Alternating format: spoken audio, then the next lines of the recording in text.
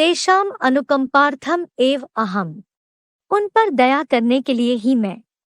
आत्मभावस्था भास्वता ज्ञानदीपेन। आत्मस्तार भाव से स्थित चमकते हुए ज्ञानदीपक द्वारा। अज्ञानजम तमः नाशामि। अज्ञानता से उत्पन्न अज्ञानांधकार को नष्ट कर देता हूँ। तेषाम अनुकंपार्थम एव अहम आत्मभावस्थ भास्वता ज्ञानदीपेन अज्ञानजम तमः नाशामि। भावार्थ, उन पर सृष्टिगत दीर्घकालीन दया करने के लिए ही मैं आत्माओं का बाप सदाशिव ज्योति पुरुषोत्तम संगमयुग में सदाकाल आत्मस्तार भाव से स्थित उस चमकते हुए ध्रुवतारा मानिंद त्रिनेत्री बने ज्ञानदीपक द्वारा मैं शिव ही माया रावण की अज्ञानता से द्वापुरकली में उत्पन्न अज्ञानांधकार को संगमी ब्राह्मणों में नष्ट कर देता हूँ। तभी कहा ऋते ज्ञानान्न मुक्ते। फुटनोट: बुद्धिमानों की बुद्धि सदाशिव ज्योति ही मूर्तिमान शंकर जगतपिता को सबसे पहले अनवरत ज्ञान मार्ग में ले आता है। द्वैतवादी द्वापर से 2500 साल में विधर्मियों के अज्ञान से ही भारतीयों की अंधश्रद्धायुक्त भक्ति मार्ग में दुर्गति हुई है।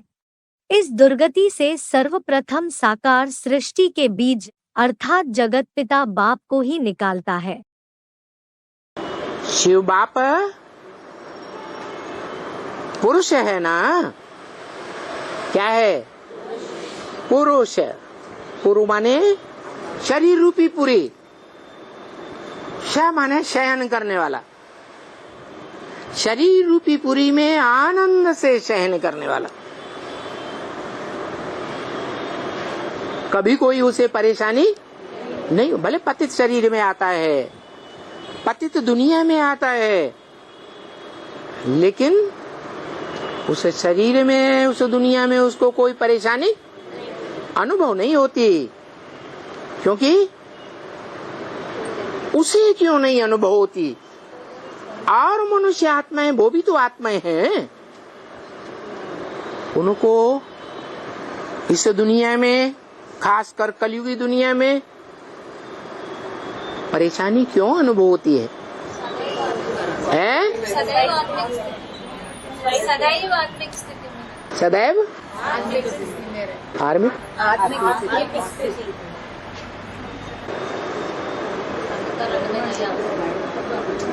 संगम युग में जो भी पार्ट बजाता है तो सदा आत्मिक स्थिति में रहता है ना? है? नहीं रहता है? अरे सुप्रीम सोल बाप, आत्माओं का बाप, जिसका कोई बाप नहीं सृष्टि पर आता है तो सदैव आत्मिक स्थिति में नहीं रहता।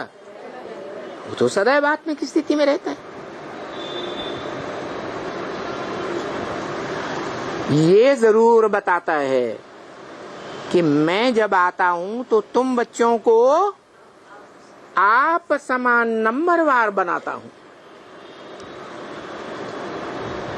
तो कोई तो अव्वल नंबर आप समान बाप समान बच्चा बनता होगा। निराकारी, निर्विकारी, निरहंकारी। निरंतर निराकारी बनेगा तो उसके अंदर 11वीं इंद्रिय मन अपना काम करेगी। तो वो मन रूपी 11वीं इंद्रिय बाप का जो बड़ा बच्चा है वो पहले पहले उस इंद्रिय को कंट्रोल करता है या नहीं करता है? मन रूपी 11वीं इंद्रिय को कंट्रोल करता है। देखो सितारे हैं ना, उनमें लकी कौन है? किनको कहें लकी? जो चमकते हैं। उनमें ज्ञान की चमक होगी या नहीं होगी? उनकी महिमा है। ये ध्रुव तारा है, ये फलाना तारा है। जिस आत्मा के द्वारा परमात्मा पार्ट बजाते हैं क्योंकि परमात्मा तो ज्योति बिंदु है, वो तो न खड़ा डंडा है न पड़ा डंडा है। खड़ा डंडा है इस सृष्टि की पहली आत्मा, जिसे कहा जाता है राम, जिसे सृष्टि में दूसरे धर्म वाले कहते हैं एडम, आदम, सृष्टि का आदि पुरुष। हिंदुओं में उसको कहते हैं आदिदेव शंकर। तो वो सृष्टि के आदि पुरुष में वो निराकार ज्योति बिंदु प्रवेश करता है। वो जब परमात्मा पार्ट के रूप में संसार में प्रत्यक्ष होता है ब्राह्मणों की दुनिया के बीच में, तो वो खड़े डंडे के रूप में दिखाया गया, इसलिए उसको कहते हैं अलग। अलग माना आज से लेकर के अंत तक खड़ा रहने वाला। जितने भी सितारे हैं वो सब चलायमान है, 9 लाख सितारे। एक सितारा ऐसा है जो अपनी जगह पे खड़ा रहता है। कौन सा सितारा है? ध्रुव तारा। ध्रुव तारा अपनी जगह पे अटल रहता है, अखंड रहता है। इसलिए वही परमात्मा शिव का साकार स्वरूप है, जिसे शंकर कहा जाता है। वो है अलग। पहले दीपक कौन सा जलाया जाता है? धर्मराज। माने 500 करोड़ मनुष्य आत्माएं हैं, सब अज्ञान निद्रा में सोई पड़ी है। उन सोई पड़ी हुई आत्माओं में सबसे पहले ज्ञान का दीपक किसका जलता है? धर्मराज का। वो धर्मराज कोई और दूसरा नहीं है। जो रामकृष्ण की आत्माएं हैं वही धर्मराज के रूप में संसार में प्रत्यक्ष होती है। जो युद्ध में आदि से लेकर के अंत तक स्थिर रहती है, युद्ध में स्थिर रहती है, इसलिए उनका नाम पड़ा है युद्ध में स्थिर रहने वाले युधिष्ठिर। भगवान आकर के बाप प्रैक्टिस कराते, बच्चे तुम ये शरीर का पुतला नहीं हो, मिट्टी का पुतला। ये मिट्टी का पुतला 5 तत्वों का पुतला है। कहाँ है? पृथ्वी, जल, वायु, अग्नि, आकाश। ये तो जड़ तत्व है। तुम तो इस पुतले में रहने वाली ज्योति बिंदु आत्मा। ये आत्मा रूपी दीपक तुम्हारा अभी सोया हुआ है, क्योंकि तुम अपन को आत्मा नहीं समझते। क्या समझते हो? देह समझते हो। अपन को भी देह समझते हो और दूसरों को भी देह समझते हो। अब क्या करना है? अब अपन को भी आत्मा समझना है और देह के जो भी संबंधी है उनको आत्मिक रूप में देखना है। ये प्रैक्टिस जब पक्की पड़ जाएगी तो प्रैक्टिस करते करते तुम दूसरों को भी भ्रकुटी के मध्य में जगता हुआ दीपक के रूप में देखोगे, सितारे के रूप में देखोगे और अपने को भी देखोगे। तो ये जब आत्मा रूपी दीपक जगते हैं तो उन दीपकों में कोई दीपक है जो पहले जगते हैं।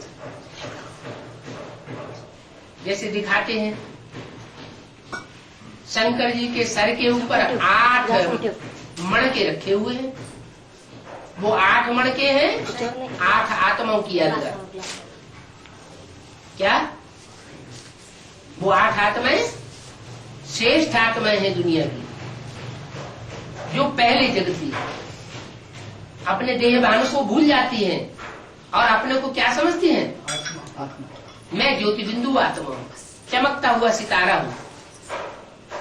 ये आत्माएं संसार की सर्वश्रेष्ठ आत्माएं, 8 आत्माएं, 9 जिनको नवग्रह के रूप में जब जब कोई अनुष्ठान होता है तो भारत में उनकी पूजा होती है।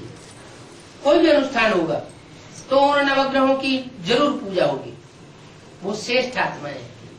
उसके बाद ये तो हुई पहली अवली, पहले दीपकों की अवली।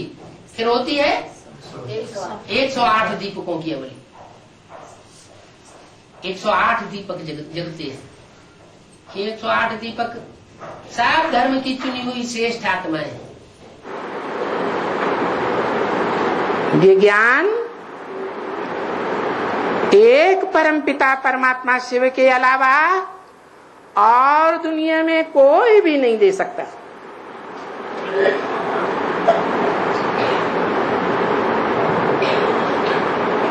वो ज्ञान का दाता एक है और अज्ञान के दाता अनेक हैं। जो अनेक मनुष्य गुरु अज्ञान के दाता हैं,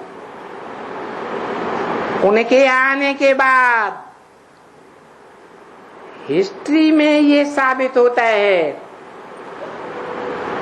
जो 2500 वर्ष की हिस्ट्री प्रूफ सहित मिलती है,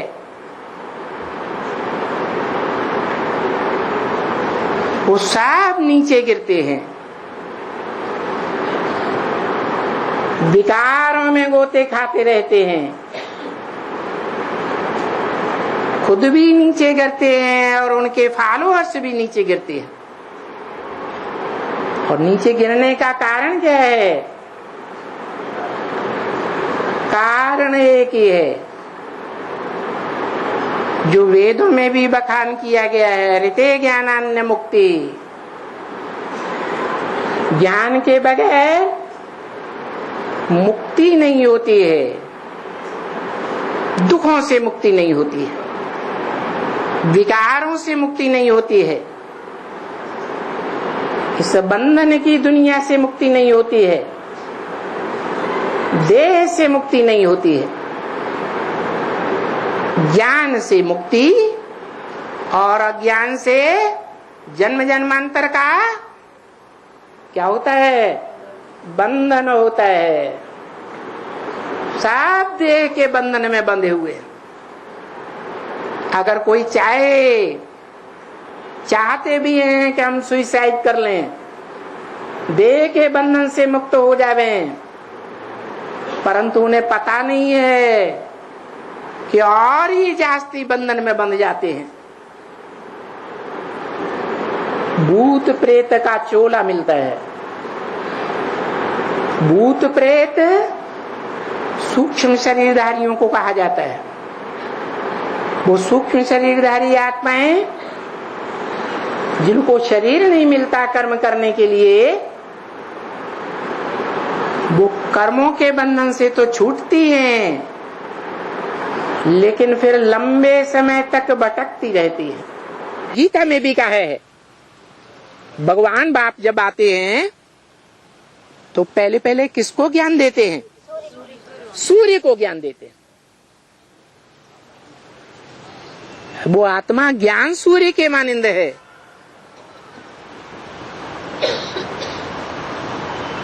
जो मम्मा बाबा को भी दिल कराती थी,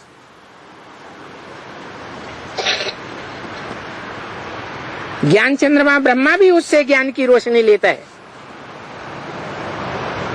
नहीं तो ब्रह्मा को अपने साक्षात्कारों का ही पता नहीं चला।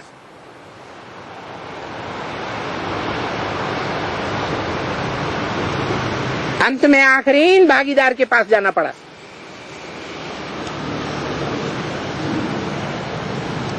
वो लौकिक दुनिया का भी भागीदार और अलौकिक दुनिया में भी भागीदार है। ज्ञान एक से आता है और भक्ति अलग चीज है। कैसे अलग है? भक्ति अनेकों से आती है। रावण से आती है भक्ति। तो रावण के कितने सिर हुए? 10 सिर हुए। तो 10 धर्म हैं जो अपनी अपनी अलग अलग बातें बताते हैं। तो वो सारा भक्ति होगी। भक्ति को ज्ञान नहीं कहा जाता है। कभी इसके पीछे भागो, कभी उसके पीछे भागो, उसको भक्ति कहा जाता है। भागते रहते हैं। देखो, इस ब्रह्मा ने 12 गुरु किए, मिला कुछ भी नहीं। तो देखो, भक्ति अंधश्रद्धा की चीज है। अंधे होकर भागते रहते। इसलिए ज्ञान को भक्ति नहीं कहा जाता, क्योंकि ज्ञान है जानकारी। जानकारी किसकी? मुख्य अपनी और अपने बाप की। अपने को जान लिया मैं कौन हूँ, और अपने बाप को जान लिया मैं भी निराकार आत्मा ज्योति बिंदु, मेरा बाप भी निराकार आत्मा ज्योति बिंदु। फिर बात पूरी हो गई क्या? है नहीं हो गई, क्योंकि निराकार कैसे पढ़ाएगा, ज्ञान कैसे देगा? देखो, सतयुग त्रेता में भक्ति नहीं होती। क्यों? कि वहां तो हर देवात्मा को अपना अपना पक्का ज्ञान होता है कि मैं ज्योति बिंदु आत्मा हूँ, मैं शरीर नहीं हूँ। इसलिए अपनी इच्छा से शरीर छोड़ देते हैं। और फिर द्वापर कलयुग में भक्ति आ जाती है, क्योंकि भूल जाते हैं कि मैं कौन हूँ, अपन को देह समझते हैं। तो जिनमें धर्म पिताओं में देह भान है, उनका वर्चस्व बढ़ जाता है। तो कहते हैं ना, यथा राजा तथा प्रजा। तो ये भी दुनिया एक परिवार हो गई ना। राजाएं अलग अलग, तो राज्य भी अलग अलग, तो भाषाएं भी अलग अलग, तो समझानी भी अलग अलग। तो फिर द्वैतवादी द्वैतवादी द्वापर कहा जाता है। क्यों? क्योंकि दो दो बातें शुरू हो जाती हैं। क्योंकि हाफ समय में भक्ति है और हाफ समय में ज्ञान है। क्या? देह का वर्चस्व, देह भान का वर्चस्व भी आधा कल्प रहता है, और आत्मा का, आत्म भाव का वर्चस्व भी आधा कल्प रहता है। तो देखो आधा आधा हो गया, गाया भी जाता है दिन और रात।